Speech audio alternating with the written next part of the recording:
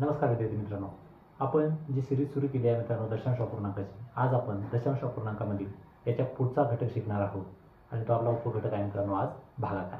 आपण दशांश अपूर्णांकाचे स्थान, दशांश स्थान, शतांश स्थान, बेरीज, वजाबाकी, गुणाकार इथपर्यंत आपण उपघटक अभ्यासलेला आहे आणि आज आपण दशांश अपूर्णांकामध्ये पुढचा उपघटक अभ्यासणार आहोत ज्याचं नाव आहे मित्रांनो भागाकार.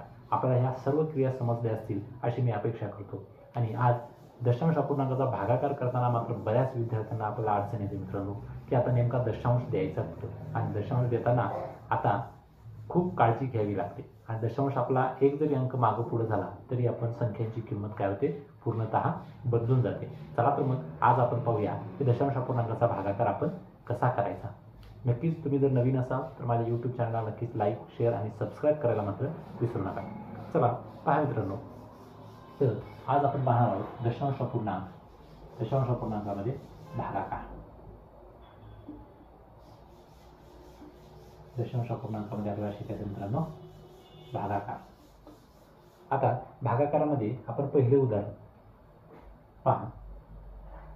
या ठिकाणी 0.030 भागिले 0.005 अशा प्रकारचा जर आपल्याला परीक्षेमध्ये प्रश्न आला आणि आपल्याला विचारलं की याचं उत्तर किती, तर आपल्याला हा भागाकार मित्रांनो सोडवता आला पाहिजे. आता हा भागाकार कसा सोडवायचा तर ते आपण शिकूया. आपण जो भागाकार सोडवतो अशा पद्धतीनं पण आपल्याला सोडवता येतो मित्रांनो, पण अशा पद्धतीमध्ये थोडासा आपल्याला वेळ जातो म्हणून ही पद्धती न वापरता आपण अपूर्णांकाचीच पद्धती वापरायची. आता अपूर्णांकाची पद्धती कोणती पहा. तर हे उत्तर सोडवताना तर हे दिलेली पहिली संख्या आहे 0.030 आणि छेदात ही भागाकाराच्या चिन्हाच्या पुढची संख्या ही आपण छेदामध्ये मांडायची म्हणजे 0.05. ओके, इथपर्यंत आपल्याला समजलं. आता हा भागाकार करताना मित्रांनो, आता हा भागाकार सोडवायचा आहे आपल्याला. सोडवण्यासाठी आपण इथं जी दशांशाच्या नंतरची जी स्थानं दिली आहेत ते मोजायची आहेत आपल्याला किती आहे. आता त्याच्यावरून आपल्याला दशांश चिन्ह कुठं द्यायचं हे मी तुम्हाला सांगणार आहे. तर पहा, काळजीपूर्वक हा व्हिडिओ पहा. आता काय करू आपण, दशांशाच्या नंतर 1, 2, 3 वर अंशामध्ये किती आहेत, दशांशाच्या नंतर 3 अंक आहेत आणि छेदामध्ये बघा, छेदामध्ये दशांशाच्या नंतर किती आहेत 1 आणि 2, या ठिकाणी 2 आहे बरोबर की नाही. म्हणजे छेदामध्ये 2 आहेत दशांशाच्या नंतर आणि अंशामध्ये दशांशाच्या नंतर 3 आहे अंक.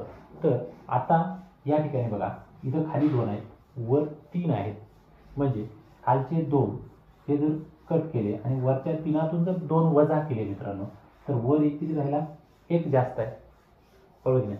खालच्यापेक्षा वर किती जास्त आहे, 1 अंक जास्त आहे दशांशाच्या नंतर. आपण इथं भागाकार करत नाही, विचार लक्षपूर्वक आहे का, आपण इथं भागाकार करत नाही. आपण काय करतोय, दशांश चिन्हाच्या नंतर इथं 3 अंक आहेत, दशांश चिन्हाच्या नंतर इथं 2 अंक आहेत, ते लिहिल्याच्या नंतर कोणती संख्या कोणत्यापेक्षा कितीनं मोठी आहे हे आपण पाहतोय.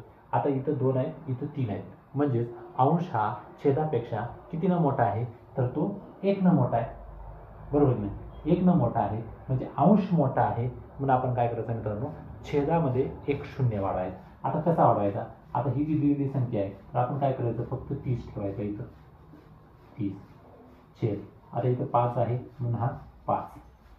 आता इथं छेदामध्ये काय करायचं मित्रांनो, गुणिले वर 1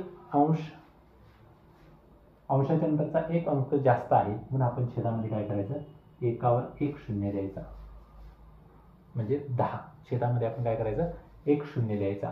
तुम्ही इथं पण देऊ शकता, याला 50 पण करता येतील आपल्याला, म्हणजे 5वर 1 शून्य दिला की 50, तसा पण सोडवता येईल.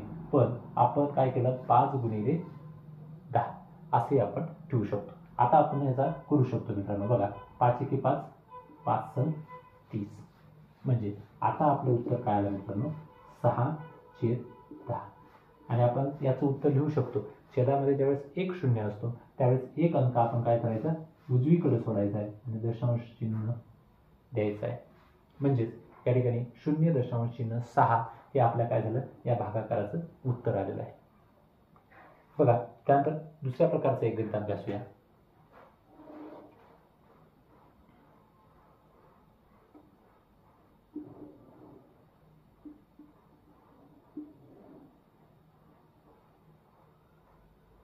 आता हे एक आहे. आता पहा, हे मांडणी करून घेऊया. 0.18 छेद 0.9. आता दशांशाच्या नंतर येणारे अंक मोजूया. वर अंशामध्ये बघा, दशांशाच्या नंतर 1 2 2 अंक आहेत. छेदामध्ये दशांशाच्या नंतर किती येतात? 1 येतात. म्हणजे छेदापेक्षा अंश कितीनं मोठा आहे? 1 न मोठा आहे. म्हणजे अंश मोठा आहे म्हणजे 0 कुठं द्यायचा? तर छेदामध्ये द्यायचा. बघा, तर मग हे 18ला 18 संख्या लिहून घ्यायची पूर्ण, 9ला 9 पूर्ण लिहून घ्यायची आहे आणि गुणिले अंशामध्ये 1 मोठा आहे म्हणून छेदामध्ये 1 0 द्यायचा. म्हणजे एकावर 1 0 देऊन द्यायचा. म्हणजे हे झाले 10. आता आपण करू शकतो 9 1 9 9 2 18. म्हणजे आता आपलं उत्तर काय आलं मित्रांनो? 2/10. म्हणजे बरोबर. आता काय येईल? आता छेदामध्ये 1 0 आहे म्हणजे 2 अंक उजवीकडे सोडून, 2 संख्या उजवीकडे सोडून त्याच्या डाव्या बाजूला काय दिलं? दशांश. म्हणजे एका संख्येच्या नंतर दशांश आला पाहिजे. तर इथं आपलं एवढं उत्तर आलं 0.18 छेद 0.9 म्हणजेच काय? 0.2 एवढं आपल्याला उत्तर मिळेल मित्रांनो. तर आणखी एक अशाच प्रकारचं गणित पाहूया आपण या ठिकाणी. 0.0036 छेद 0.009. बघा, तर हे सुद्धा आपण अशाच पद्धतीने सोडायचे. फक्त काळजी घ्यायची आहे काय? तर दशांश स्थान आपण मोजायचे. 0.036 छेद 0.009. आता अगोदर याच्या दशांशाच्या नंतर किती अंक आलेत मोजा. 1 2 3 4. अंशामध्ये 4 आलेले आहेत. छेदामध्ये 1 2 3 आलेले आहेत म्हणून इथं 3 लिहा. म्हणजे छेदापेक्षा अंश काय आहे? तर या ठिकाणी आपल्याला मोठा दिसतोय. म्हणजे कितीनं मोठा आहे? तर हा 1 न मोठा आहे. मग काय करा, पुन्हा आपण छेदामध्ये देऊया. या ठिकाणी 0 द्यायची गरज नाही. डायरेक्ट आपण ही संख्या लिहूया. 36 छेदामध्ये 9 पूर्ण आहेत. 9ला 9 तसेच. आता इथं अंश 1 न मोठा आहे दशांशाच्या अंकाबाबत म्हणून आपण छेदामध्ये 1 0 द्यायचा. आता 9 1 9 9 चौक 36 म्हणजे या ठिकाणी 4/10. आता याला आपण लिहू शकतो मित्रांनो. तर 0.4 हे दशांश स्थान आपण कसं द्यायचं याच्या अगोदर आपण शिकलेलं आहे. तुम्ही जर व्हिडिओ पाहिला नसाल तर दशांश अपूर्णांकाच्या आपल्या प्लेलिस्टमध्ये जा आणि त्या ठिकाणी हा दशांश स्थान कसं द्यायचं हे याचा व्हिडिओ आपण त्या ठिकाणी बनवलेला आहे. तर अशा प्रकारे मित्रांनो आपण भागाकार करू शकतो. बघा मित्रांनो, तुम्ही मला की सर तुम्ही अंश मोठा असणारच तीनही प्रकारचे भागाकार घेतला, पण जर छेदामध्ये जर जास्त असतील तर मग काय करायचं? तर पहा, सेम पद्धती आपल्याला वापरायची मित्रांनो. बदल काहीही करायचा नाही. आपण जो तुम्हाला सांगितलेला नियम आहे तोच वापरायचा आहे. या ठिकाणी पुन्हा त्याची मांडणी करून घेऊ. 0.018 छेद 0.000. बरोबर. पहा, तर इथं काय आहे? दशांशाच्या नंतर 2 अंक आहेत अंशामध्ये म्हणून इथं 2 द्या. त्याच्या खाली दशांशाच्या नंतर 1 2 3 4 4 अंक आहेत म्हणून इथं छेदामध्ये 4 द्या. आता पहा, अंशापेक्षा छेद मोठा आहे. मग छेद कितीनं मोठा आहे? तर निश्चितच हे 2 काढले आणि याच्यातून जर 2 काढले तर हा 2 न मोठा आहे. छेद कितीनं मोठा आहे? तर 2 न मोठा आहे. मग पहा, आता याची मांडणी कशी करायची मित्रांनो. 18 पूर्ण संख्येला संख्या लिहून घ्यायची आपल्याला. छेदामध्ये हे 3 राहतील आणि इथं छेदामध्ये 2 मोठा आहे म्हणून आपण अंशामध्ये द्यायचे. अंशामध्ये 0 द्यायचे. मग एकावर हे 2 0 देऊन द्यायचे मित्रांनो. हे 2 0 म्हणजे आता काय झालं आपल्याला? तर 18 गुणिले 100 छेद 3. आता याचा भागाकार करूया आपण. 3 किती? 318. आता राहिला 6 गुणिले 100 आणि बरोबर 6 1 6 आणि त्याच्यावर 2 0 म्हणजे आपलं जे उत्तर आलं ते मित्रांनो 600 उत्तर आलं. किती उत्तर मिळालं आपल्याला? तर 600. अशा प्रकारचे आपल्याला वेगवेगळी उदाहरणं आणखी अभ्यासाला येतील. पुन्हा एकदा पहा, 5 नंबर क्रमांक आपण अभ्यासूया. या ठिकाणी 0.0025 भागिले 0.0005. पहा, संबोध समजून घ्या मित्रांनो. संबोध जर समजला तर आपल्याला निश्चितच यावरची गणितं सोडवायला काहीही उशीर लागणार नाहीये. पहा, पुन्हा लिहून घेऊया. 0.0025 छेद 0.0005. आता दशांशाच्या नंतर किती अंक आले ते सर्वप्रथम आपण लिहून काढायचे. बघायचे 0.025 म्हणजे दशांशाच्या नंतर 1 2 3 अंक आहेत. आणि छेदात दशांशाच्या नंतर 1 2 3 4 या ठिकाणी 4 आहे. म्हणजे आता अंशापेक्षा या ठिकाणी छेद मोठा आहे. छेद कितीनं मोठा आहे तर हे 3 आणि ह्याच्यातून जर 3 काढले तर राहिला शिल्लक किती 1. म्हणजे या ठिकाणी 1नं छेद काय मोठा आहे. म्हणजे छेद 1नं मोठा आहे तर 0 कुठं द्यायचा तर आपण अंशामध्ये द्यायचा आहे. म्हणून याला आपण लिहून घ्यायचं मित्रांनो 25 आणि छेदामध्ये 5 गुणिले छेदात 1 मोठा आहे, अंशात 1 शून्य द्यायचा आहे म्हणून एकावर 1 शून्य वाढून द्यायचा. इथं पण आपल्याला शून्य डायरेक्ट वाढू शकतो, पण त्याऐवजी आपण बाजूला देऊया. आता आपण हे सोडू शकतो. 5 1 5, 5च्या पाड्यात 5 नंबरला 25 येतात. 5 5 25. आता राहिला काय 5 गुणिले 10 बरोबर 5 10 50. म्हणजे या भागाकाराचं उत्तर आपल्याला किती मिळालं मित्रांनो, या ठिकाणी 50 मिळालेलं आहे. पहा मित्रांनो, तर नेहमी आपल्याला स्कॉलरशिप नवोदय परीक्षेमध्ये अशा प्रकारची गणितं आपल्याला विचारली जातात. आता ही जी गणितं आहेत ती सोडवताना मात्र आपल्याला काळजी घ्यावी लागणार आहे. तर काय काळजी घ्यायची ती पहा. तर या ठिकाणी जे आपल्याला उत्तर दिलेलं आहे, गणित दिलेलं आहे मित्रांनो, तर काय आहे 12.36 भागिले 0.03 बरोबर याचं उत्तर किती येते 412 येते. तर पुढे दिले आपल्याला 1.236 भागिले 0.3 बरोबर किती उत्तर येईल. म्हणजे बघा या ठिकाणी अंक बदललेली नाही, अंक तेच आहे. इथे 1 2 3 6 1 2 3 6, फक्त इथं दशांश चिन्ह बदललं. इथं 2 नंतर होतं, इथं 3 अंक आहेत. नंतर इथं 0.03 आहे, इथं पण 0.03 आहे. म्हणजे आपलं जे उत्तर मिळणार आहे मित्रांनो ते याच्याशी मिळतं जुळतंच असणार आहे. 412शी मिळतं जुळतं असणार आहे. फक्त जे फरक पडणार आहे तो दशांश चिन्हामध्ये. तो कसा पडणार आहे तो पहा. यासाठी मी तुम्हाला 2 पद्धती सांगणार आहे आणि त्याची थोडक्यात शॉर्ट टिक पण तुम्हाला सांगणार आहे कसं करू शकतो. आता जे आपल्याला उत्तर दिलेलं आहे मित्रांनो हे याचा आपण विचार करायचा नाही. पहिली गोष्ट जे आता आपण भागाकाराची पद्धती बघितली, ज्यावेळेस आपण सोडवताना आहे तर डायरेक्ट आपण याचा भागाकार करायचा. किती उत्तर येते ते पाहूया. आता बघा, आता तुम्हाला सांगितलं जातं 1.236 छेदात 0.3. आता ज्या पद्धतीने आपण भागाकार करा त्या पद्धतीने आपण सोडा. आता बघा अंशात दशांशाच्या नंतर किती अंक आहेत 3 अंक आहेत. छेदात दशांशाच्या नंतर किती आहे 1च अंक आहे.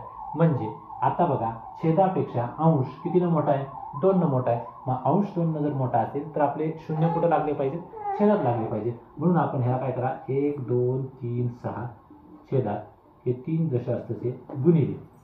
आता अंशामध्ये 2 मोठे आहे म्हणून छेदामध्ये एकावर आपण 2 शून्य द्यायचं. आता आपण भागाकार करू शकतो. इथं 3 1 3 3 चौक 12 परत हे 3 1 3 आणि 3 2 6. म्हणजे आपलं जे उत्तर किती आलं मित्रांनो 412/100. आणि आता आपल्याला माहिती आहे छेदामध्ये जर 2 शून्य आले तर अंशातल्या 2 अंक उजवीकडे सोडायची. म्हणजे 1 2 अंक उजवीकडे सोडून आपलं उत्तर किती मित्रांनो तर 4.12.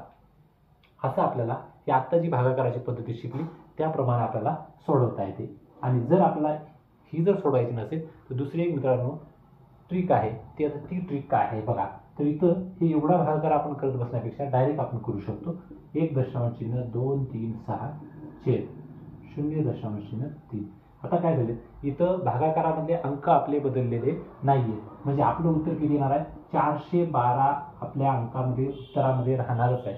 किती राहणार आहे 412. आता प्रश्न फक्त राहिला काय पहा. तर इथं अंशात दशांशाच्या नंतर 3 अंक आहेत. छेदात 1 अंक आहे. म्हणजे अंश कितीनं मोठा आहे 2 मोठा आहे. अंश कितीनं मोठा आहे 2 मोठा आहे. मग ज्यावेळेस आपण अंश 2 मोठा असतो त्यावेळेस लक्षात ठेवायचं मित्रांनो आपण दशांश स्थान इकडं डावीकडं वाढवत आणायचं असतं. दशांश स्थान काय करायचं आपण डावीकडं वाढवत आणायचं. आता इथं अंश मोठा आहे म्हणजे 1 2 मोठा आहे म्हणून हे 2 अंक सोडून आपण दशांश स्थान दिलं की आपलं उत्तर झालं. पहा 4.12 4.12. म्हणजे अंश मोठा असताना दशांश स्थान काय होणार आपलं डावीकडं सरकणार आहे. आणि जर ते छेद जर मोठा असता तर आपलं दशांश स्थान कुणीकडे गेलं असतं उजवीकडे सरकत गेलं असतं. आणि दशांश स्थान जर नसतं तर मग आपण त्याच्या पुढं 0 0 तरी आपल्याला लावावे लागले असते. तसंच पहा या ठिकाणी दुसरे एक गणित आहे मित्रांनो परीक्षेला आलेलं. तर 0.248 भागिले 4 बरोबर 0.062 उत्तर येते. तर 0.248 भागिले 0.4 बरोबर किती? तर आता त्या गेल्यावर पण आपल्याला कळालं असेल मित्रांनो की आपण अशा पद्धतीने याला सोडू शकतो. म्हणजे 0.248 छेदात 0.4. आता याच्या दशांशाच्या नंतर बघा इथं 3 अंक आहे, खाली 1 अंक आहे, म्हणजे अंश कितीनं मोठा आहे? 2 न मोठा आहे. म्हणजे आपले शून्य कुठे लागणार आहे? तर छेदामध्ये लागणार आहे. म्हणून 248 छेदात 4 आणि गुणिले अंशात 2 आहेत, म्हणजे छेदामध्ये काय होणार आहे? 2 शून्य लागणार आहे. आता आपण 4 न भाग देऊ शकतो. 4 संग 24, 4 दोन्ही 8, म्हणजे आपले राहिले 62 आणि छेदामध्ये राहिले 100.